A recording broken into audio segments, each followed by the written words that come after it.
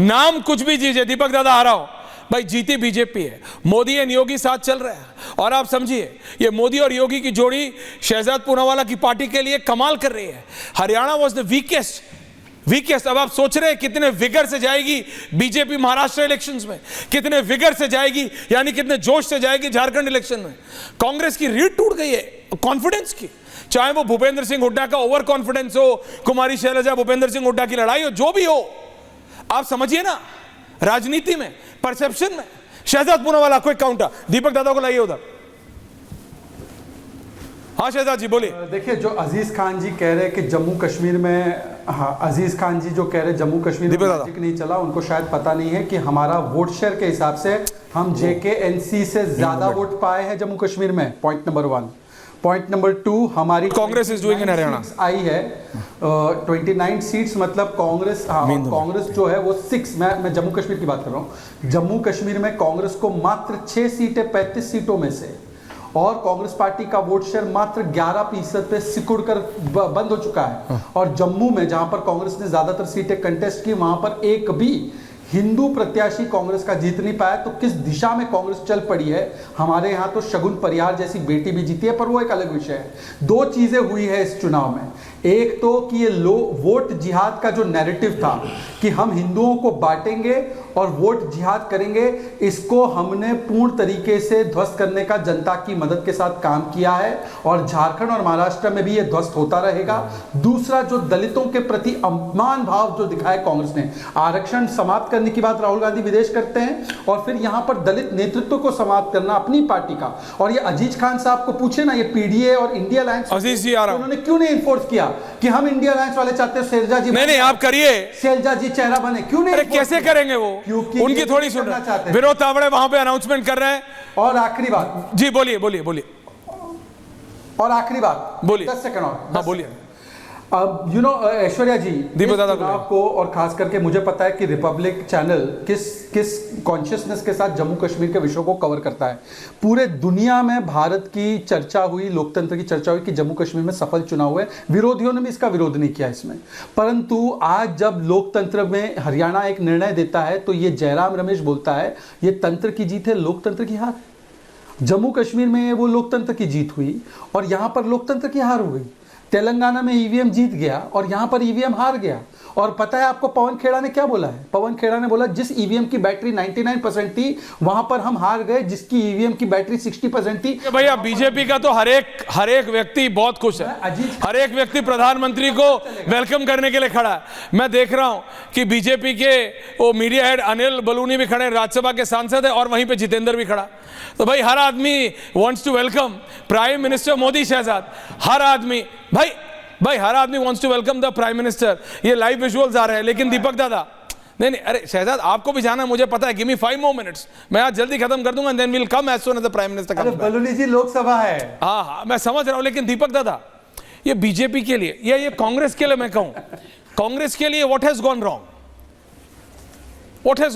Rahul Gandhi is gone wrong, वो पता उसके आगे 240 जो सीटें आई ना भारतीय जनता पार्टी की इन टोटो, हालांकि उसने दिल्ली में सरकार बनाई, तीसरी बार NDA को स्पष्ट जनादेश मिला, कहीं कोई कंफ्यूजन नहीं था, कहीं कोई डाउट नहीं था। लेकिन कांग्रेसियों ने या फिर राहुल जी के रणनीतिकारों ने उस गुब्बारे को बहुत ज्यादा फुला लिया। हवा इतनी भर गई में हरियाणा में कि वो फूट गया। और ये ओंकारेश्वर जी के लिए ये गुब्बारा जो बहुत ऊपर उड़ रहा है, ओंकारेश्वर जी को समझना पड़ेगा। ईश्वर गा रहा हूं अजीज जी, नहीं यू आर एब्सोल्युटली राइट। और ये जो आपने अंडरहैंड दिया है ओंकारेश्वर जी के दोस्तों के लिए, ये एक क्लैरिटी है। वो सर 99 100 में से नहीं 500 प्लस में से आई हैं। बोलते थक गए हम, आप समझिए सर, मीडिया को भी एक सशक्त विपक्ष चाहिए, एक स्ट्रॉन्ग ऑपोजिशन होगा, तभी आप सरकार को, शहजाद पूनावाला को आप कंट्रोल में रख पाएंगे। लेकिन दिक्कत क्या है, वो आप 100 में से 99 समझने लगे, उसके चक्कर में क्या हो गया, पूरा गुड़ गोबर हो गया। हरियाणा में आपके पास एक अच्छा ऑप्शन था, आप जीत सकते थे, अब कहां हैं आप? कहीं नहीं है।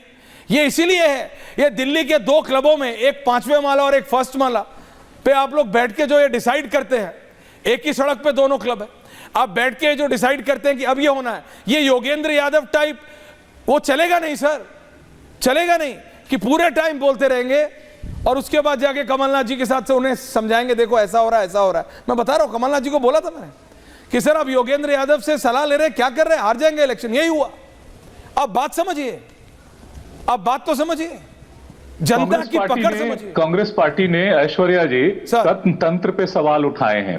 हाँ, उठाए। और तंत्र पे सवाल उठाने का मतलब है, तंत्र पे सवाल उठाने का मतलब है चुनाव का जो तंत्र है सर, जहां तक मैं समझता हूं, जहां तक देश समझता है, चुनाव आयोग एक स्वतंत्र निकाय है, स्वायत्त शासी है और उस पे सभी दलों का उतना ही उसका हक है बोलने का। अगर आप चुनाव आयोग के पक्ष में खड़े होते हैं ना, तब ऐसा जरूर लगता है कि आप उस तंत्र का इस्तेमाल या बेजा इस्तेमाल कर रहे हैं। इसलिए तंत्र को कभी डिफेंड नहीं करना चाहिए। तंत्र स्वतंत्र है, तंत्र बीजेपी के लिए भी स्वतंत्र है, कांग्रेस के लिए भी स्वतंत्र है, उसको स्वतंत्र रहने दीजिए। हाँ, तंत्र पे सिर्फ आरोप लगाने चाहिए। तंत्र पे देश में और विदेश में यही दिक्कत है Omkareshwar ji. This leftist approach has to end. Supreme court आप समझिए, नहीं आप समझिए किसको छोड़ा है कांग्रेस ने। तो कोर्ट से लेके मैं आ रहा हूं, आप सब election commission, CBI, ED, CBI ED तक थे, बहुत था।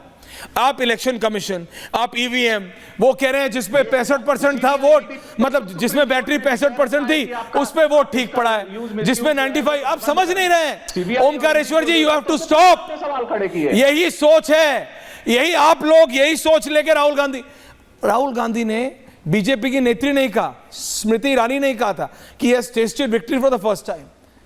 वो कहते हैं ना कि मतलब ये कहावत है बोलचाल में वेस्टर्न यूपी में, मुझे नहीं पता उसको कैसे परसेप्ट लिया जाएगा, कि जब नया नया पैसा कमाते हैं उसको हजम भी करना जानना चाहिए। वो हजम नहीं हो रही है, कांग्रेस से हजम नहीं हुई। राहुल गांधी से वो जीत, एक बात बताइए, अभी एक थोड़े से जीते थे, बस थोड़ा सा बड़े थे, नहीं होती उसी में हो गया। सरकार नहीं होती, राहुल गांधी की सरकार होती, और इसी तरह की हार जो है वो बीजेपी तो सेम होता, तंत्र पे सवाल नहीं। अरे तो सेम होता, वह भी तंत्र पे सवाल खड़े। क्यों? ईवीएम जम्मू कश्मीर में बीजेपी को हराता होगा। आप समझिए, अगर ईवीएम से जिताना है तो शहजाद 370 हटने के बाद मैं ये मानता हूं शहजाद रिलैक्स करती है या नहीं करती है। ओंकारेश्वर जी, बीजेपी के लिए हरियाणा से बड़ी जीत जम्मू कश्मीर होती। 370 हटने के बाद पहली बार जम्मू कश्मीर में, अगर ये तंत्र मंत्र का जो आप कह रहे हैं, तंत्र मंत्र तंत्र जो भी है, अगर जम्मू कश्मीर में करते ना, अगर करना है, सोचिए 47 के बाद पहली बार एक हिंदू मुख्यमंत्री होता जम्मू कश्मीर में। अगर करना है तो रक्षा मंत्री राजनाथ सिंह शायद वहां पहुंचे हैं, सफारी वही यूज करते हैं अमित शाह जी के अलावा। हाँ, रक्षा मंत्री राजनाथ सिंह वहां पहुंच गए और अगले होंगे प्रधानमंत्री अगले कुछ ही देर में। ये लाइव विजुअल्स आ रहे हैं, full frame to the BJP headquarters. रक्षा मंत्री राजनाथ सिंह, अनिल बलूनी, वहां पे एक एक करके सभी नेता, बांसुरी स्वराज, मनजिंदर सिंह सिरसा, विजेंद्र गुप्ता, मनोज तिवारी, संजय मयूख, सब लोग वहां पे स्वागत करते हुए रक्षा मंत्री राजनाथ सिंह का। और अगले नेता होंगे प्रधानमंत्री नरेंद्र मोदी बीजेपी हेडक्वार्टर्स पे। शहजाद जी, अब मैं आपको रोकूंगा नहीं, मेरे को पता आपको जाना है। This last point from you Shahzad, BJP, what has gone right for you? आपको क्या लगता है? मुझे लगता है मोदी एंड योगी का combination. Shehzad Poonawalla, last 30 seconds to you. देखिए, मोदी और योगी क्या है? मोदी और योगी मीन्स राष्ट्रहित सर्वप्रथम। मोदी और योगी का मतलब है परफॉर्मेंस एंड डिलीवरी। मोदी और योगी का मतलब है जो बोला उसको पूरा करना, गारंटी पे गारंटी पूरी करना। यही तो मोदी और योगी का मतलब है। और दूसरी तरफ देखिए ओमकारेश्वर जी, तंत्र नहीं, आप परिवार तंत्र के शिकार बन चुके हैं। आप परिवार तंत्र को जब तक लोकतंत्र पर हावी होने देंगे, तब इस प्रकार के अपसर्ड चीजें जो है लगातार बोलते रहेंगे। और अजीज खान जी से आखिरी बात, आप कह रहे हैं ना इंडिया अलायंस की सरकार जम्मू कश्मीर में बनने वाली है, वहां पर बना दीजिए ओबीसी को मुख्यमंत्री। आप पैरवी कीजिए। अखिलेश जी को मैं चुनौती देता हूं कि जम्मू कश्मीर में इंडिया अलायंस की सरकार में ओबीसी। बट मैं आपको एक बात बता रहा हूं, देखिए अखिलेश यादव अभी भी स्मार्ट है, उन्हें एग्जैक्टली पता है विदेश जाके नहीं बोलना है, भारत में बोलना है। अखिलेश यादव को राहुल गांधी को सिखाना चाहिए। समय बहुत कम है, वापस आ रहे हैं दीपक दादा, फॉर्मेट चेंज कर रहे हैं। प्रधानमंत्री नरेंद्र मोदी कुछ ही देर में बीजेपी हेडक्वार्टर्स में पहुंचने वाले। Will be like. बहुत बहुत धन्यवाद आप सबका पूछता भारत में। Thank you very much.